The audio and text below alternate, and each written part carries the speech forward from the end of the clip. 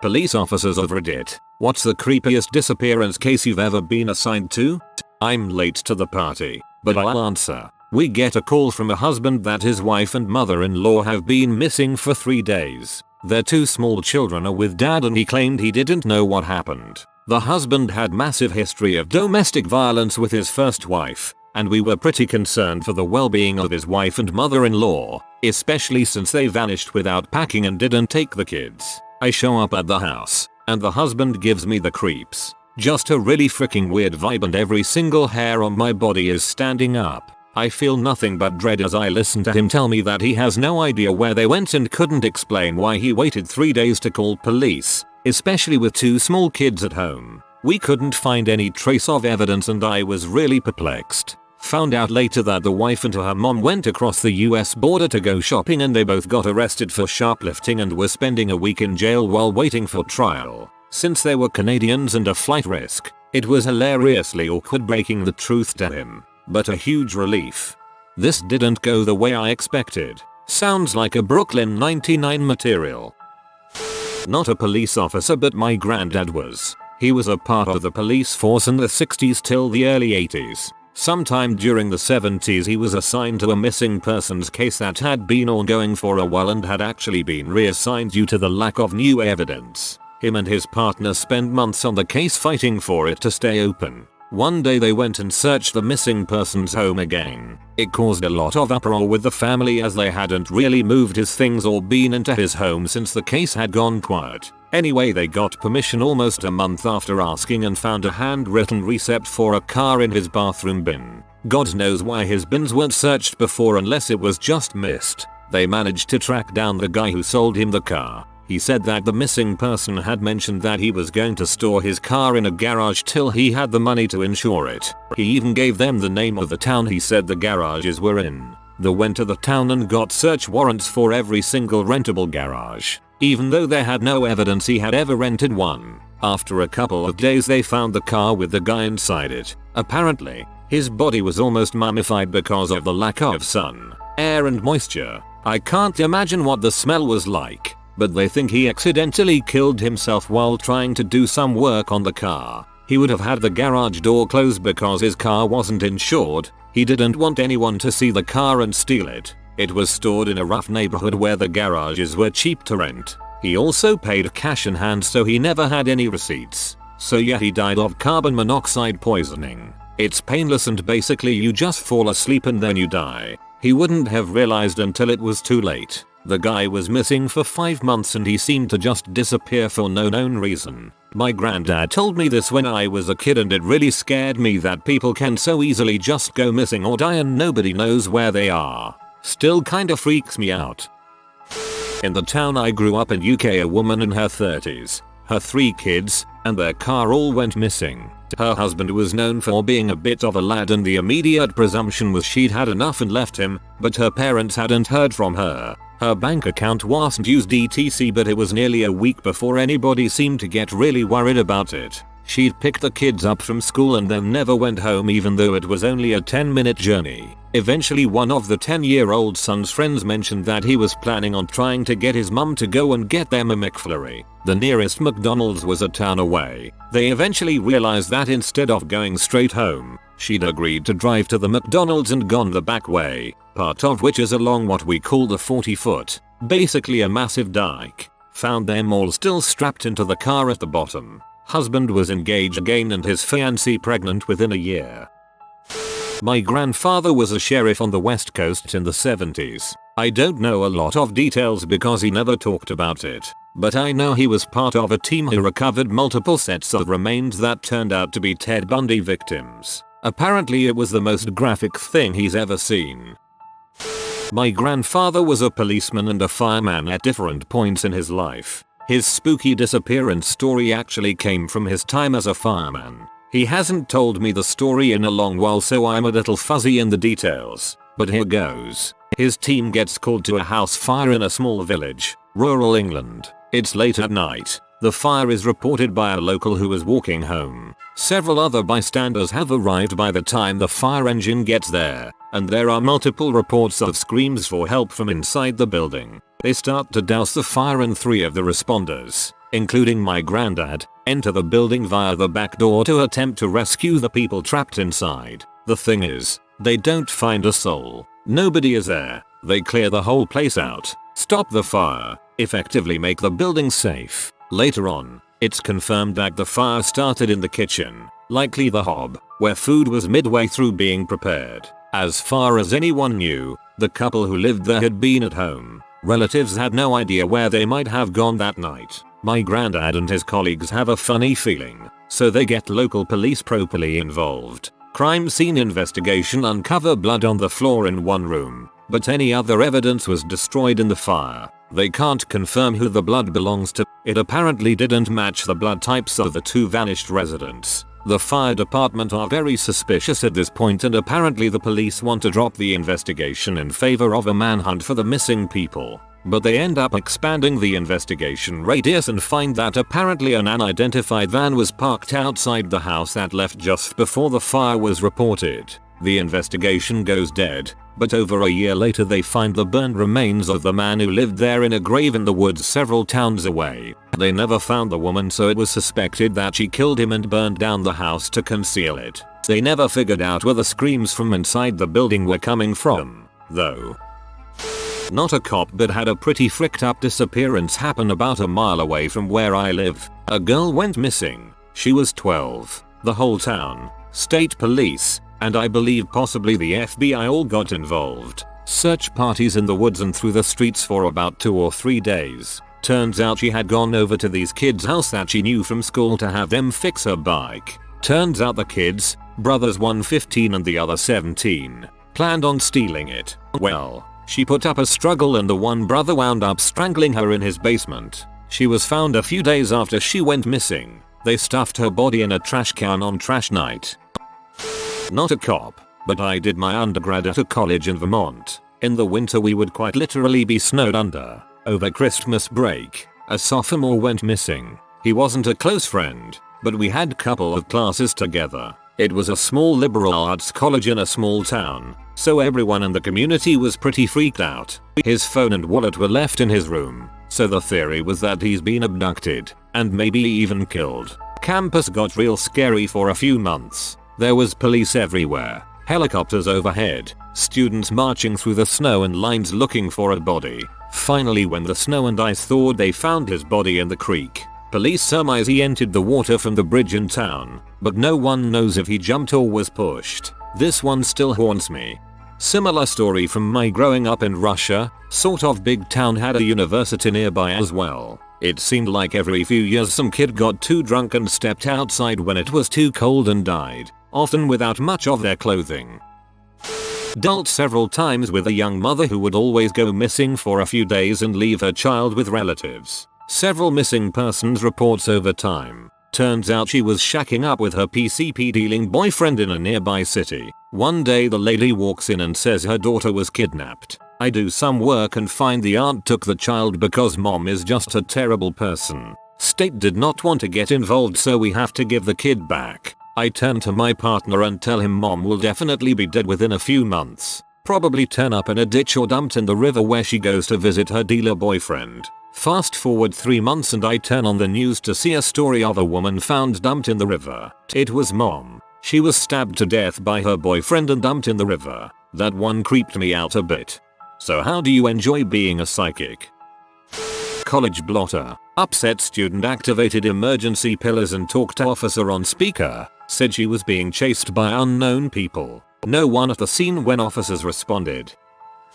My uncle went missing about 25 years ago in New Jersey. My dad has been so sad about it ever since, and this was before I was born. He had a history of mental illness, but the weird part is he has never been found. We don't know if he changed identities or got killed or went off his meds and went homeless. But it's been over 2 decades and it still puzzled me to this day what happened to him. My dad even got Howard Stern one day to say live on air Kevin Costello. If you're out there and listening to this, your brother is looking for you. I remember being a kid and listening to it on the radio. He just disappeared without a trace. It's so odd. My dad went through some of his belongings and has a trunk of some of his old stuff still in storage.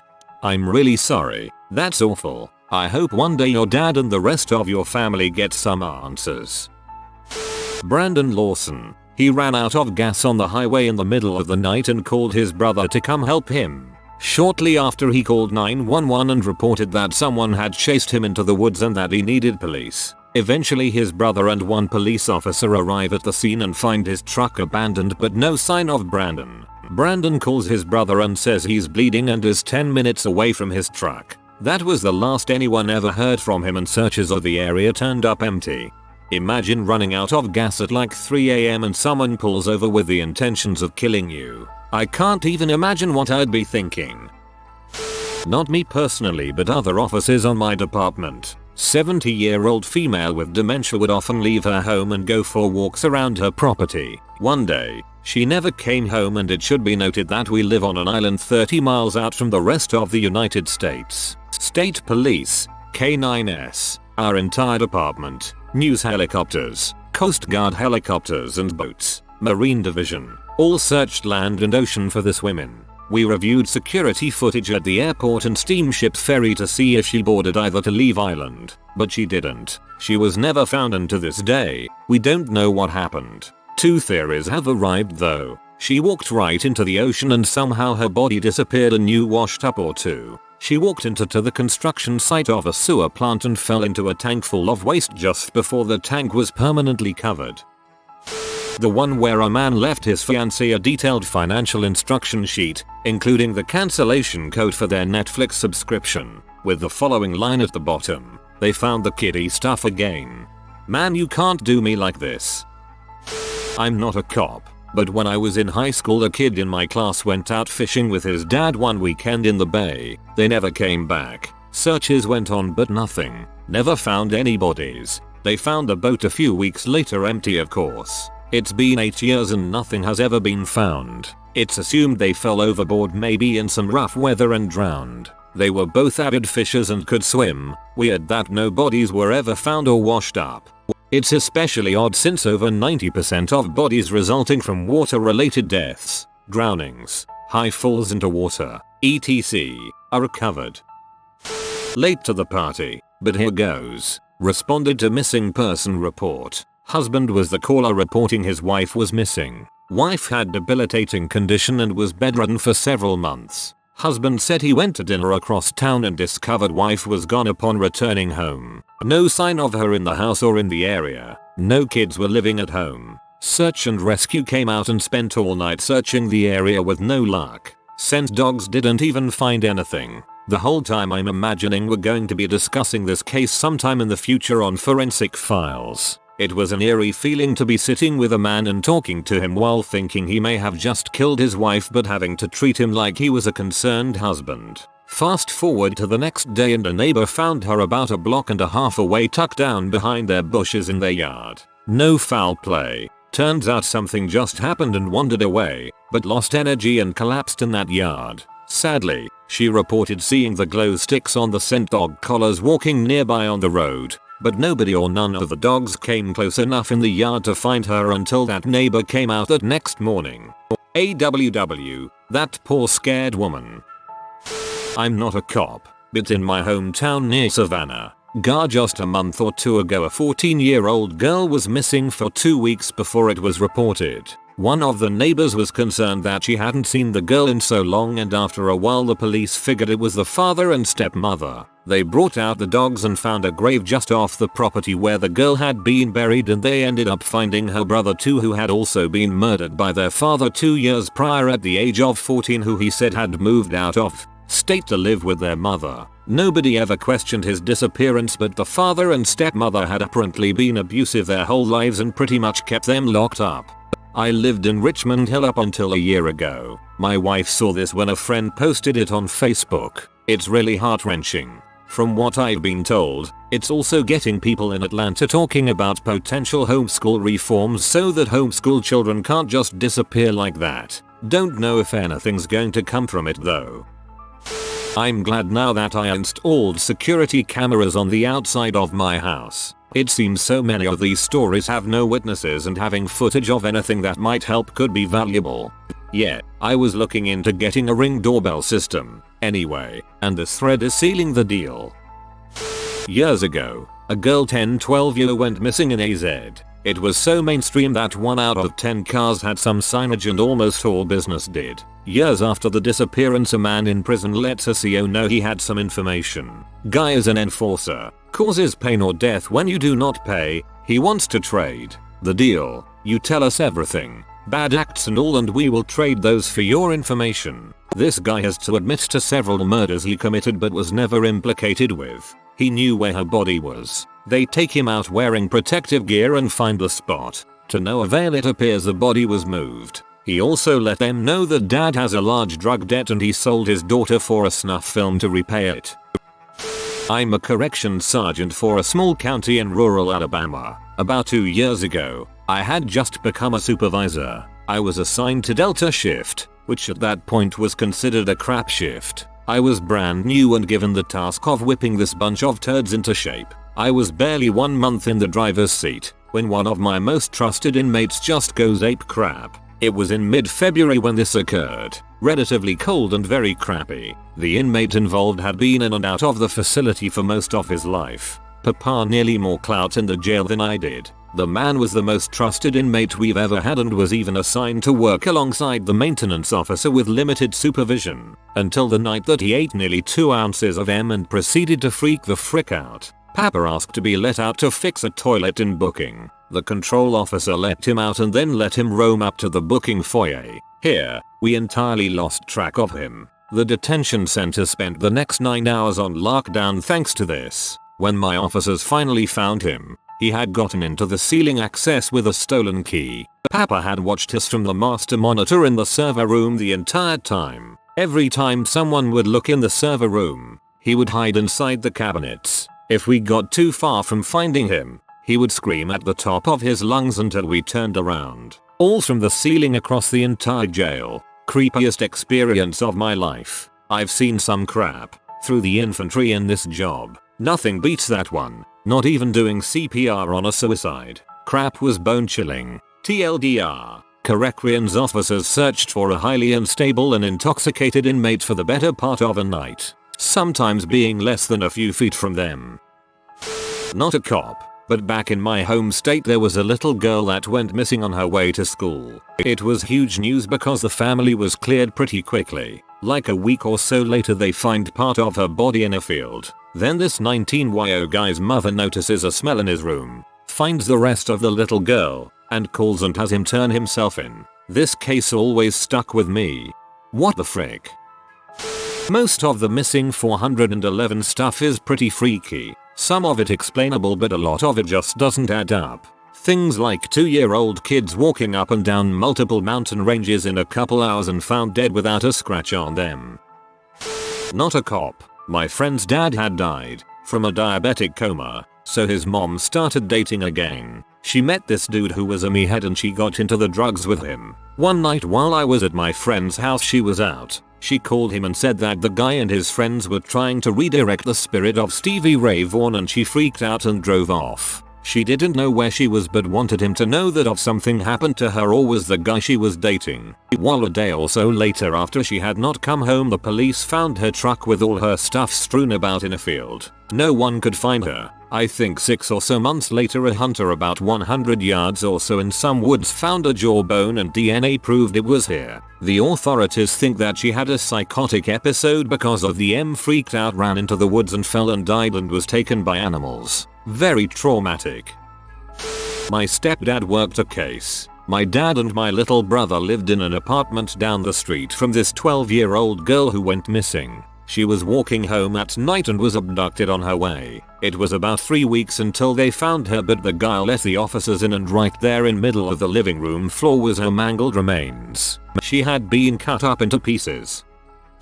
Very late to this party but whatever. Growing up in BC we hear our fair share of missing persons cases. Hikers never to be seen again, the highway of tears, human trafficking etc. I find the ones that stick with me the most are ones that were solved relatively quickly and don't have to do with any of those. The one that is the most horrifying to me happened when I was in high school. A girl around 17 years old was reported missing after not showing up to school for a couple days. It wasn't unusual for her to miss school, as she suffered from crippling migraines, but it was unusual for them not to be excused. There was a welfare check after no answer from her parents, and when police showed up they found what has been one of the nastiest crimes in my town since my parents were kids. Apparently the girl's parents were having relationship problems due to the girl's health issues and inability to live a normal life. Her mom suffered from some mental health issues over it. Turns out the father cracked and decided to put the family out of their misery. He shot the girl and her mother dead, posted about it on Facebook, and then shot himself as well. No idea why no one picked up the FB post right away. Really sad for my town when that news came out, as the girl was a beloved member of the community and tremendously talented.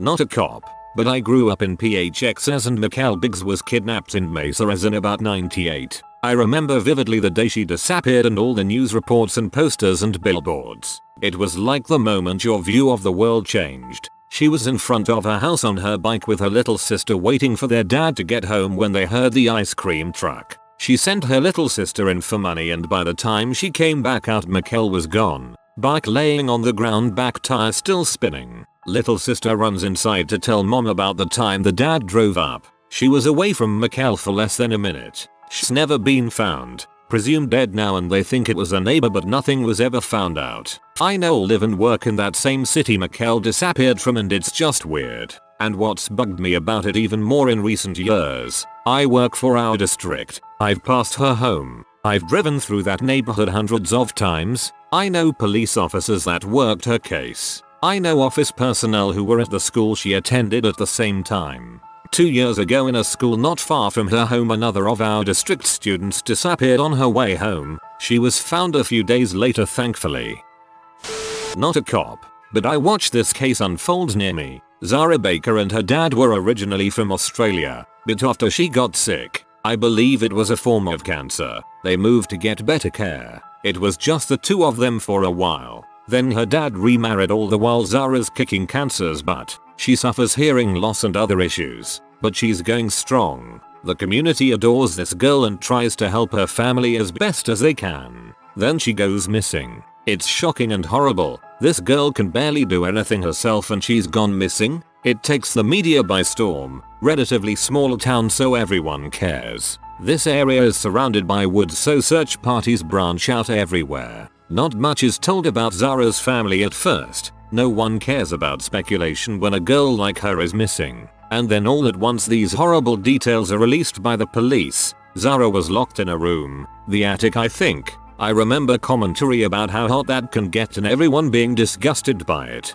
The abuse at the hands of her stepmother. The stepmother is arrested quickly and the investigation wraps up fast. They find Zara about a month or two later, and the entire community mourned her for years. She's still brought up in the news occasionally. She was about the same age as me when it happened, and I remember my mom not letting me play in the woods because we didn't know what was happening.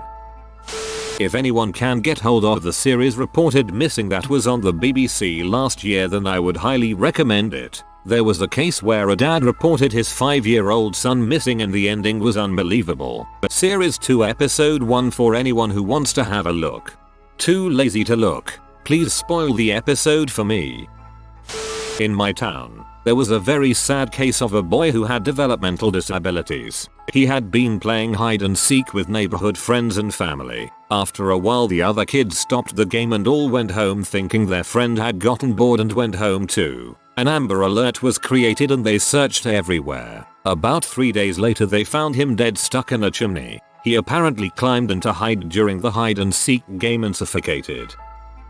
Not a cop, but the disappearance of Lauren Spira is still unsolved and creepy to me. Lauren was drinking with several friends. Her boyfriend, Jesse Wolf, said he did not go out with Lauren or her friends that evening. He said he was texting back and forth with Spira before he went to bed. According to witnesses, she was very intoxicated. There isn't much of a timeline of her disappearance other than some video surveillance and her friends' stories about that night. This took place in a college town, Bloomington, and is still unsolved. Some people think it was a sex trafficking thing, others think she OD'd and her friends got rid of her and covered it up. If you Google her name, more on the case will pop up.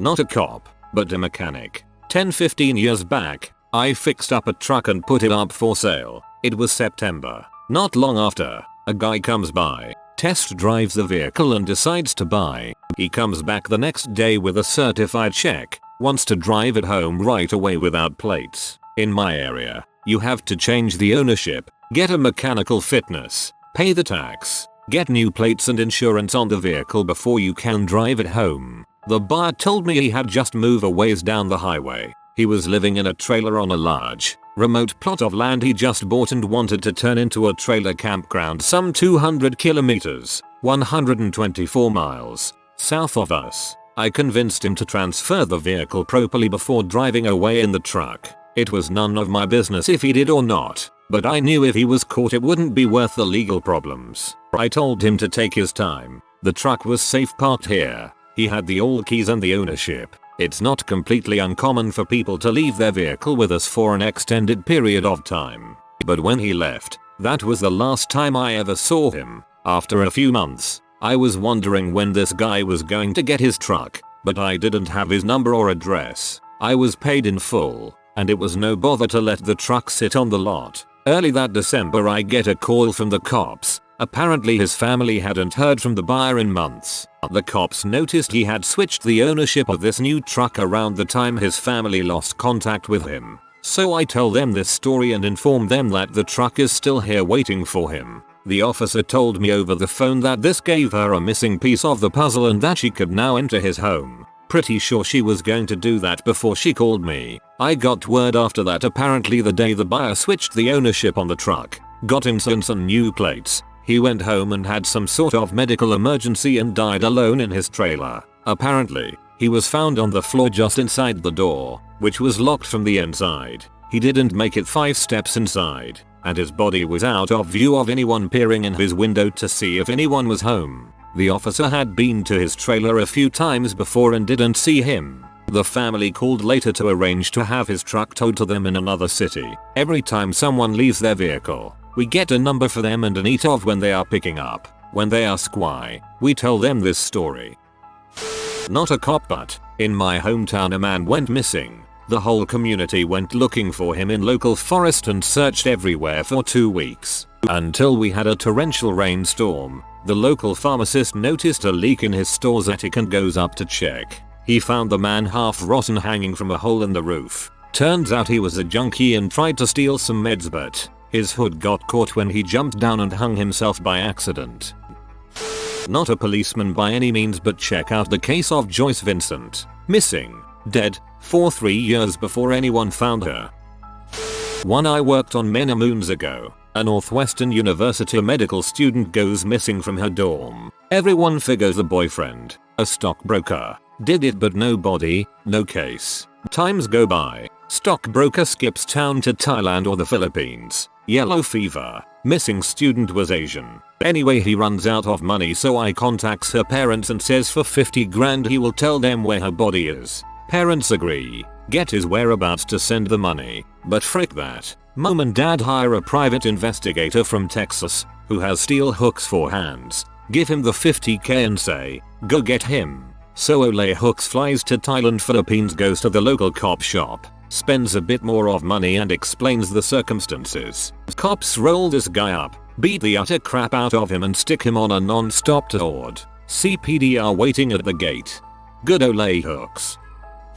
Not a cop, but this happened locally in a small town where nothing really happens. A 5 or 6 year old girl went missing over the weekend but was found Monday in the forest after the uncle kidnapped, raped, and killed her.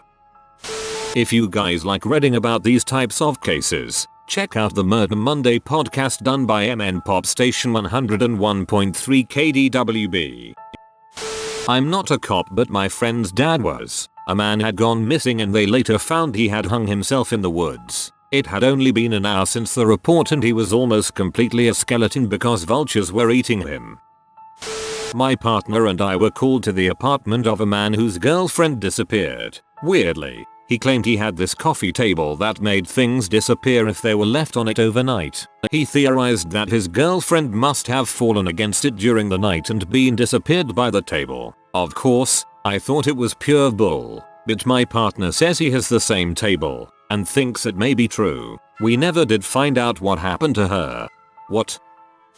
If you are new to the channel, you can subscribe. I publish new videos every day. Until then, check another video.